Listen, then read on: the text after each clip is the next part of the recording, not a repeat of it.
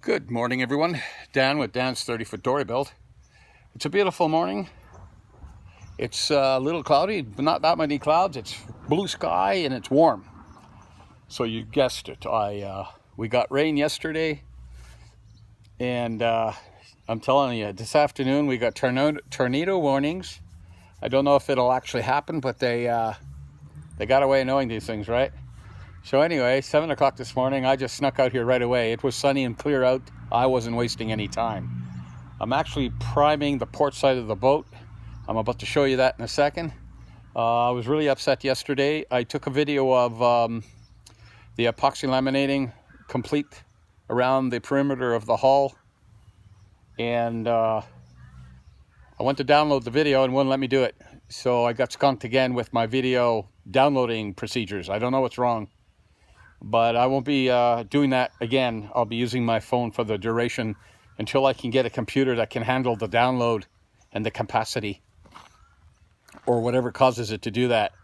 So this morning, moving on, this morning I came out here and like I was saying, it's beautiful sky, it's warm again. The second the clouds clear, it's like warm, it's like beautiful out here. The clouds come in and it's just ugliness. It's funny how quickly that changes. Yeah, I came out here and I thought, you know what, I'm going to prime the port side of the boat. Like, let's go, right? I'm running out of time, if you want to call it that. You know, July, I got till the end of July and then I'm back on regular work schedule. And just to give you an idea of what I'm working with here. And I'm just going to flip this phone around. I'm going to go over the area that I primed. I'll just walk over here and give you a bird's eye view. So unfortunately, it was a good video. When we get down, part way down the hull over here, I'll show you the type of brush I use to actually brush out the resin. I didn't roll it. And I'll let you know how many brushes I used. I think you'll be astonished.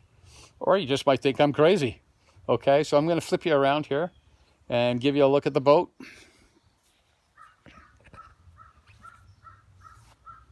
I'll try to keep this as steady as possible. I don't want to touch the top of the phone. I keep on turning it off. So anyway, this is it. It's a beautiful gray color. This is marine grade primer. See that? It looks so much better painted. I don't know why. I guess it's just less distraction with all the seams and the discoloration of the wood. So my intentions in the beginning of this build was to paint the boat. So I'm not worried about the way the boat was looking while I was actually putting resin and mat on. But here we're going to move in. The sun's to our back, so you're going to get to see all the impurities, I'm going to call them. Now here on the bow, you can see I got some glass over on here. And there's the last piece of strip. I put in a 3-inch strip all the way down. And then I put strips on both sides and put another strip on the top. So all this here, I'm thinking could be all puttied in. Yes, I got a few dips. I got a few dips here. We'll move down here. I don't know if you see what I'm saying. These are so minute. But yes, if I paint the boat a color, you will see them. I was warned against that, even though I knew it. There's a line here. That's an overlap. You can see the shading. If you were to putty this out and fair it out, which would probably be quicker than trying to sand the fiberglass, it could be done. You see, it's not that bad. Here's a shot back, the sunlight hitting it. You see that? There's impurities here for sure. I wasn't gonna, one here. Oh, I didn't fill my screw holes. And they're here, here, here. The reason why I didn't fill in my screw holes is because I knew I would have to putty or use some filler on the exterior after I primed it. And to be honest with you, I can see these impurities a lot better with primer on it than I can trying to find them without primer on it, because they're almost invisible. You see all my joints where I have 2x4s, the framework inside. I expected them to do that. But I also rolled it so the resin would go in the hole and coat the inside of the hole area, hopefully waterproofing those screw holes a little better.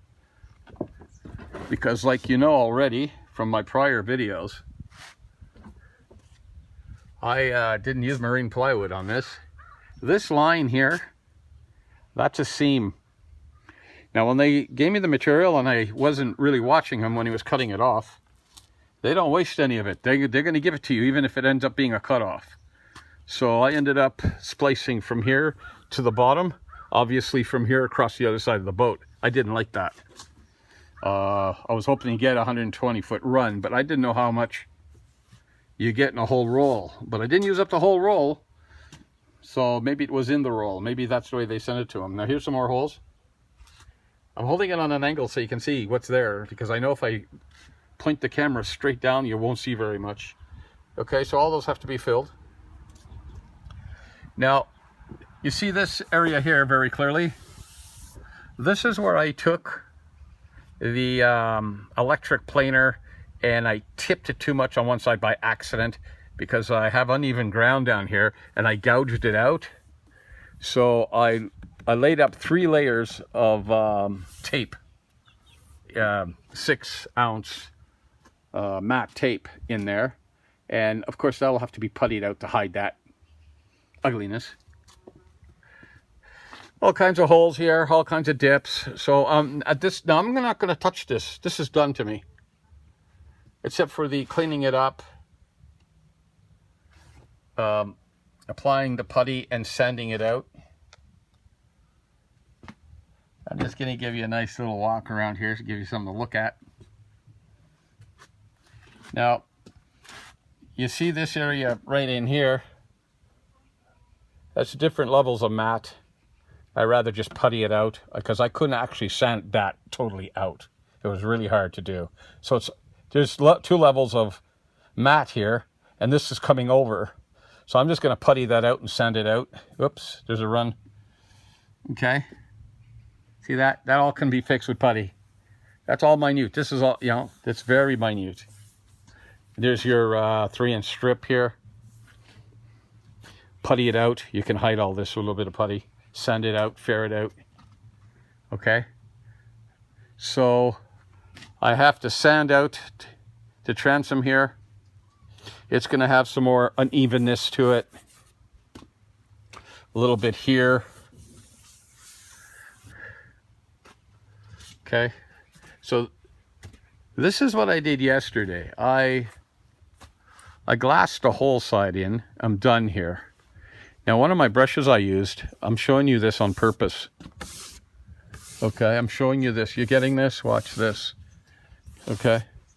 This is not a I told you so. I'm gonna go get the criminal that did this. I mean, beside myself. It's right here. Let's go back. Now, a lot of people buy a lot of stuff off Amazon. I buy not a lot of stuff, but I do now go to Amazon for some stuff. Now, I glassed this entire side here, right to the bow. I fiberglassed the stern, and I had put the last layer fiberglass on the other side of the boat, and this is what I used. I think for $17 you get 20 of these brushes. Now this brush is garbage in the sense that it doesn't hold its brush hairs in. They come out really easy. You know, if you're going to make a piece of garbage brush, great. But if you're going to go to the point of making a handle for it, strapping it with this metal around it, and using crappy hairs, these are throwaway brushes, right? Don't get me wrong. At least pinch this metal collar around well enough to keep the hairs in. So I kicked the crap out of it before I used it. So the first one I used got me from the bow side all the way around. I did the transom. This is with one of these, and I stopped right there. I couldn't go any further. So, because I ran out of resin, right? So I go and I mix up a new batch of resin, and I thought, well, I'm going to put this brush down. I cleaned it in acetone, put it down. It's still good. This first brush I used was still good. So I went and get the second brush, and the second I started, this is what it did. Can you see all those lines? Those are all brush hairs. So the second brush, you see those lines? I don't know if you can see those lines that well. I'm gonna go slow here. Okay, there you see all those lines? Yeah, it's almost like the brush exploded in my hand. All the hair started ripping out of it. So what do you think I did? Well, I cleaned them up as best I can, and I ran back and I went and get the first brush. I didn't go get another new brush. Remember, I've got 20 of these. So I went and get the old brush, and there were still hairs on it. The hairs really didn't come out of the first brush. And I started from here and ran right up to the bow with the original, the first brush. So out of 20 brushes, I used 2. Because the other one was still putting on resin quite well. It was doing a fine job. So I just kept on going with it. I didn't want to go invest in any more rollers because, you know, the rollers I gave you on in my last video, I was explaining how they soak up the resin, which I expected them to do. But what I didn't expect them to do is flare up and then start chunking as I started rolling, which is what they did. So, but here you go. Take another little walk down the side here and try not to jiggle. So this, obviously this is the sunny side, so you're going to see everything on it. And I like that. You can see what I'm dealing with. So you can see in between the seams, between here, it goes down 60 inches over there. And in between, as far as the glass is concerned, there was very little work there. See, it's very clean. And you got the dimples from the screw holes. Now here's another seam right here. There's your other seam. Now if you walk down and take a look, you see it's not bad. Like the fiberglass laid out pretty good on this. We're coming up to another seam here. See that? There's another seam. Ruby's starting to complain. It's getting hot out here. So what do we have here? We have, this is the 3-inch tape I put over the edge on this side. You can see it. We can use filler, light filler on that. See? That's a grinder mark. There's another grinder mark. Pretty crazy, right? So I don't think it's bad. I think most of what we're looking at right now is finishable. I can get it looking a lot better by the time it's said and done. So this side here is complete for the season. I'm not doing anything else on it. All right. So there you go. 30-foot project. Well, it looks like Max is out. We have a small little dog called Max, and he's worse than the 2 German Shepherds are. Okay, so I'm going to try to hide behind a tree and get to the bow here, just to show you a little bit more. It's a short video. You see now how shiny it is? I started scraping this off with that red double scraper. Just needs a little more scraping. It won't take much. The resin's coming off nice. It's sanding out good. Scraping and sanding very nicely. Nice stuff to work with. We got the sun now on our face. Okay, I'm going to try to get us over here. So it's not too bad. I mean, I do have impurities on here. I knew I was going to have impurities on here. I wasn't trying to pretend I wasn't. And I think I can deal with them very well. They'll come out good. So there you go. See, I got a joint right there. You can see it there. That will have to be puttied out. And I got a joint here, like I explained in my last video. I didn't want to waste any of my cloth, so I put 3 pieces. I put 1, 2, 3 pieces in, and then I put another layer, a 10-foot layer over all that in one shot, and I hid most of it. Okay, so here's some of this white stuff here. I posted a video. My last video I successfully posted. Here's some more. You see that white stuff? I know what it is. And I'm sure I know what it is. When you epoxy something, in this case, sorry about moving around like that. When you're epoxying something like this, and at nighttime, when you get a lot of rain, you've got the dew in the early morning, and I think, you know, that you remember when I told you that guy suggested to wash your fiberglass before you sand it. And I think that film gets pulled up by the dew, basically the wetness, pulls it out, and then it dries on the surface. So you end up with that white film. Now, I sanded it off also before. I sanded this whole side off here, obviously before I primed it, and it came off with sandpaper too. So, but you gotta wash it down, guys. You gotta do diligence. You gotta wash it down. If you don't wash it down, well, I'm sure anybody that's doing this has done their homework or has some kind of knowledge what happens if you don't sand or prep the surface properly. You're just gonna have problems down the road. And yeah, now I got a router, and what I'm gonna do maybe tomorrow is I'm gonna router all this edge right all the way down and clean all this up. This side's about 2 inches too long.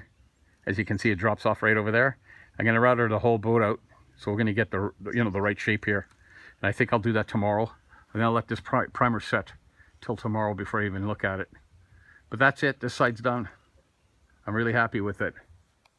I hope you enjoyed the video. I have 69 subscribers now. I mention this every video. I think it's important to mention it, and I'll keep on mentioning it. And I really appreciate my subscribers. I really do. I'm doing this for anybody that wants to see what you might go through building a boat at home.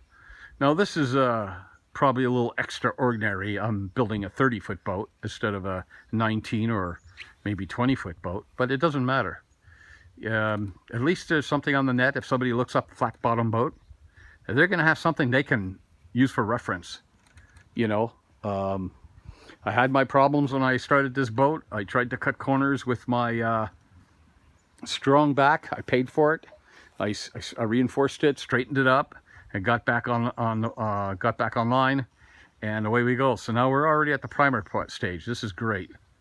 So it's fantastic. I'm really feeling good about it. It looks good, and I'm not complaining. It's a lot of work, though. I'm telling you right now, if you're going to build a boat, it's a lot of work. Pace yourself. And I'm outdoors. As you can see, I have no shelter here. I work with the weather. Some people have an enclosure, or they build a nice big tent structure over their boats, and they work on them, and that's great. I couldn't finance something like that, or I would have done it myself, and then the weather wouldn't have bothered me so much. So I'm going to leave this with you. Please like and subscribe. Thank you again to my subscribers. I appreciate it very much. And unfortunately, I will have to be doing the rest of my videos with my iPhone, because I just can't trust the upload on my video cam or my camcorder. It's just not working. Okay, so take care, have a good day, and thank you very much for dropping in. Please, if you have any questions, anything to say, get on my blog there and type away. I check it every second day or so, but I do get around to it. Thank you very much. Have a good day. Onwards.